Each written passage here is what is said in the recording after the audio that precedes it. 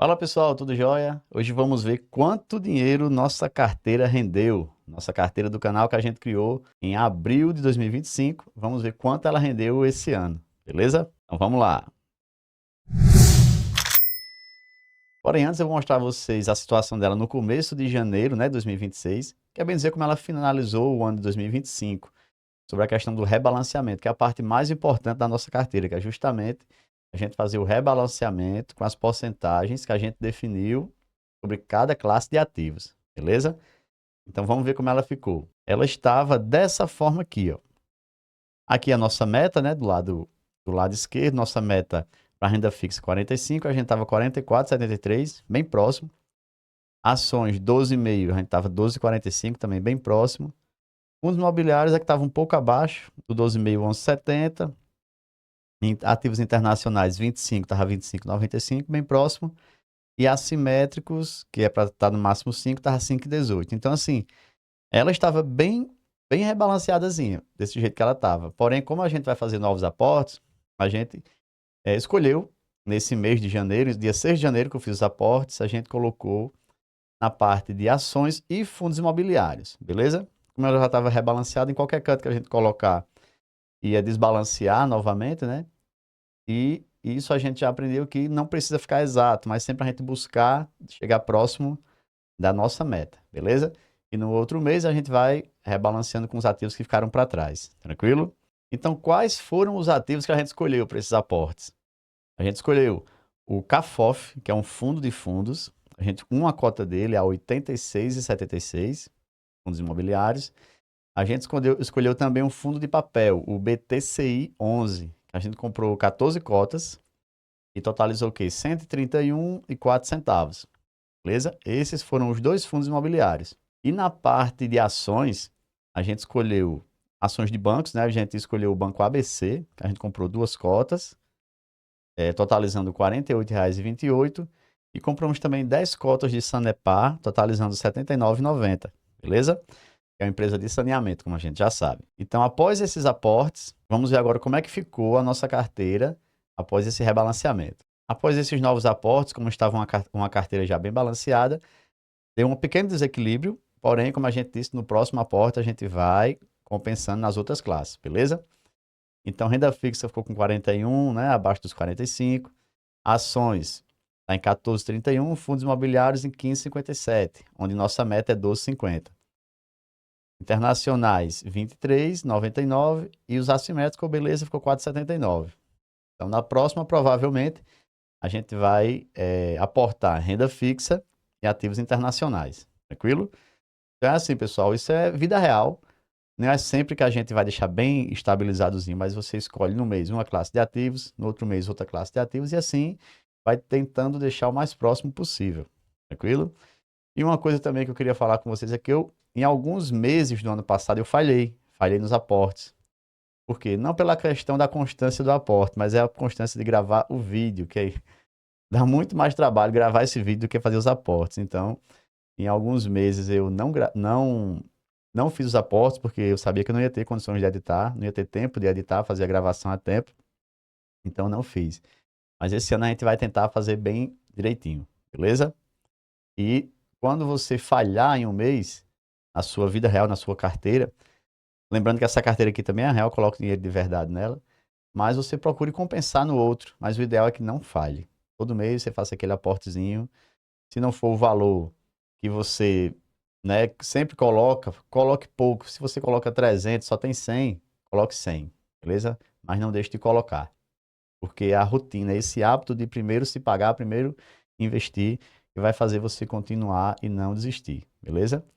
Minha carteira eu faço aporte todo mês, né? Mas nessa do canal, como vai gravar o vídeo dá mais trabalho, eu falhei alguns meses. Mas eu vou procurar compensar, beleza? Como eu já compensei em outros, eu fiz um aporte duplo. Mas vamos lá para o que interessa. Vamos ver como é que ficou nossa carteira e os rendimentos que a gente teve. Como eu falei, nossa carteira começou em abril, né? Abril de 2025.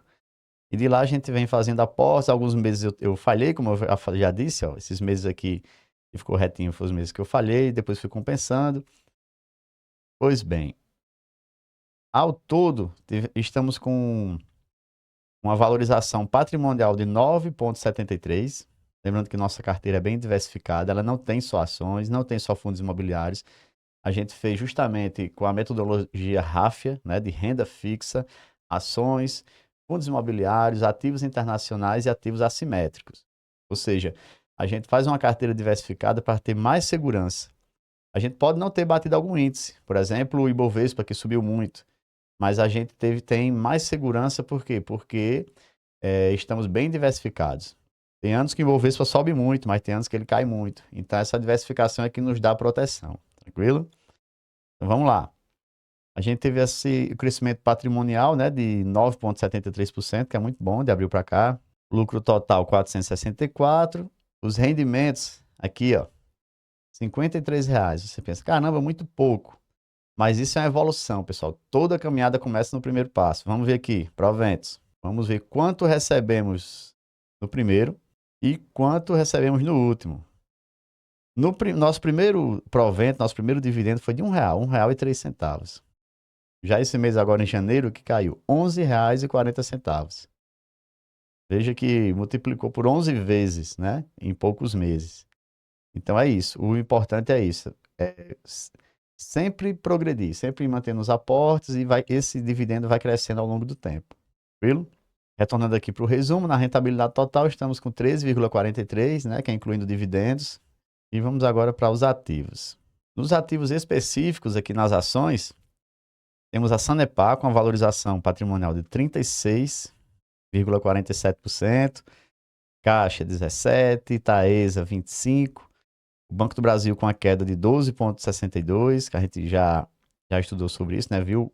Tem vídeo aqui falando sobre os motivos da queda dele. E o Banco ABC, que foi outro banco que a gente colocou, com a valorização de 13%. E outro item bem interessante, bem importante aqui, é o Yield on Cost. O que é o Dividend Yield? É o que a empresa está pagando de dividendo dividido pelos seus 12 meses. Só que atualizado pelo valor atual dela. Porém, aqui no nosso Yield on Cost é o valor que a gente pagou pela empresa.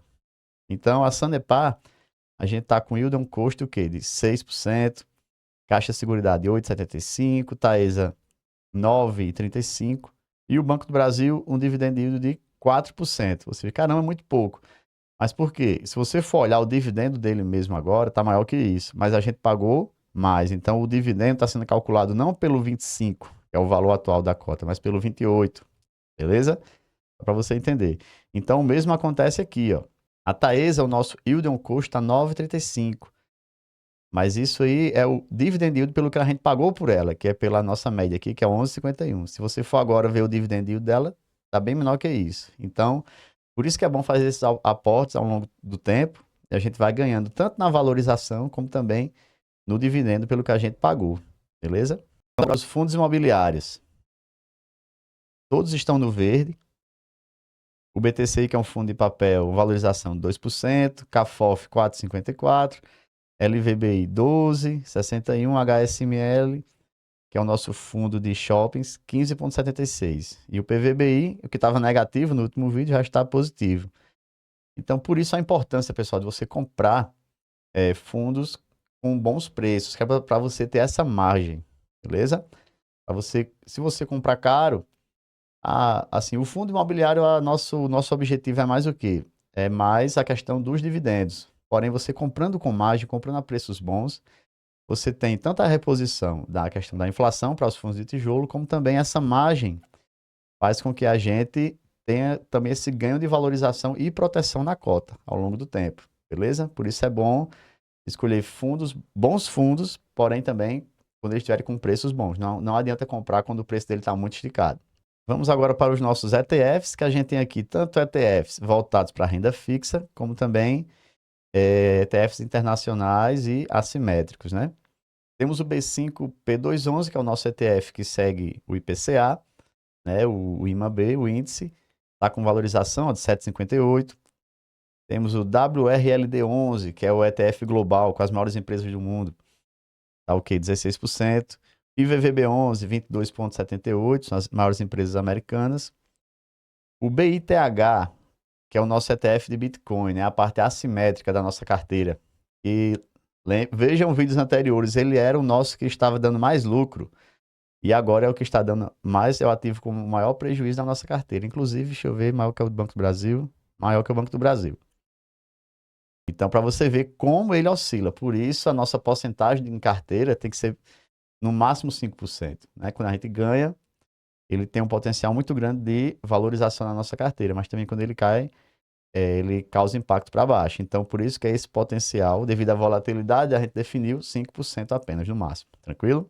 E temos também o GPU-S11, que ele é equivalente ao IVVB11, ele se expõe aos mesmos ativos, porém, ele tem uma vantagem fiscal, devido a ser um ETF irlandês. Então, a gente substituiu, em vez de estar comprando o IVVB11, a gente está comprando agora o GPU-S11, beleza? Pelo desempenho dele, que é melhor.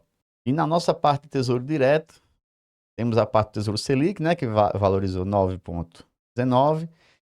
O IPCA 2040, devido à marcação a mercado, ele está com a queda de 0,16. E aquele nosso aporte do Tesouro pré-fixado, para a gente aprender na prática, né? Eu fiz uma pequena compra para a gente ver justamente como a marcação a mercado faz você ganhar e perder dinheiro, né? Temos aqui o Tesouro pré-fixado ele com lucro. Então aqui o IPCA com prejuízo e o Tesouro pré-fixado, eu já expliquei como funciona a questão da marcação a mercado, estamos com ele valorizado, beleza? E eu tenho outros vídeos aqui explicando a questão da marcação a mercado, mas aqui a gente vê na prática, né? Tem gente que pensa que renda fixa é fixa, mas a gente pode perder dinheiro com renda fixa sim, com a marcação a mercado. Olha aqui, o nosso Tesouro IPCA dando prejuízo, beleza? Por isso que é bom estudar. Vamos agora ver a rentabilidade da nossa carteira comparada com alguns índices. E o primeiro aqui é o CDI. Ela está valorizando o quê? Valorizando 21,26% acima do CDI, né? Como a gente observa aqui no gráfico. Teve esse período de queda aqui no mês de outubro, mas voltou a subir e está 21,69% acima do CDI. Beleza? Vamos ver agora o Ibov, para a gente ver como o Ibovespa subiu esse ano. Estava abaixo, nossa carteira estava acima do Ibovespa. Em novembro, o Ibovespa subiu um pouco, estabilizou e deu um salto, né? Até o início de 2026, ele subiu muito. A gente pensa, caramba, a gente está perdendo para o Ibovespa. Sim, a gente está perdendo. Mas olha aqui, a gente estava ganhando o Ibovespa.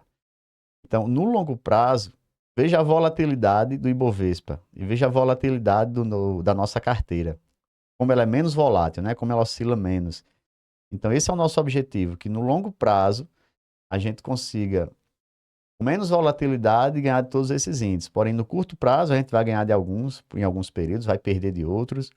Mas devido à nossa diversificação, a tendência é que no longo prazo, a gente com menos volatilidade, fique mais seguro e consiga vencer esses índices. Beleza? Em resumo, eu estou muito feliz com o desempenho da nossa carteira. Com ela, a gente consegue observar o crescimento ao longo do tempo do nosso patrimônio. Também a questão do crescimento dos dividendos. A gente consegue observar como a diversificação diminui a volatilidade da nossa carteira. E o nosso objetivo principal, que é o quê? Proteger o nosso dinheiro e fazer ele crescer ao longo do tempo. Não no curto prazo, mas ao longo do tempo. Então, o rebalanceamento é muito importante, pessoal. Por isso que temos que definir nossas porcentagens, né? Fazer os aportes mensais e cada vez mais ir buscando atingir as nossas metas. Então, para acompanhar toda essa série da nossa carteira do canal e diversos outros vídeos que eu faço aqui sobre educação financeira, investimentos, não esquece de se inscrever no canal, deixar seu like. Se tiver alguma dúvida, deixa aí nos comentários, beleza? E a sua dúvida pode ser tema de um novo vídeo que eu possa fazer aqui no canal. Tranquilo? Valeu, pessoal. Um grande abraço. Até a próxima e cuide bem do seu dinheiro.